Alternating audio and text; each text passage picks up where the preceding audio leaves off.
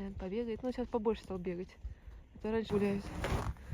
Это те, кто не убегает от дома, которым шляться не надо. Так, мы сегодня идем Рафаэля работать на корде. Да? Вы все видели утром погоду, я показывала, да? Тихо, смирно. А сейчас метель.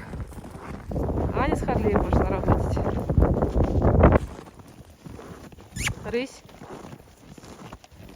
Давай, давай, давай. Одному козлу хорошо. Да, козел?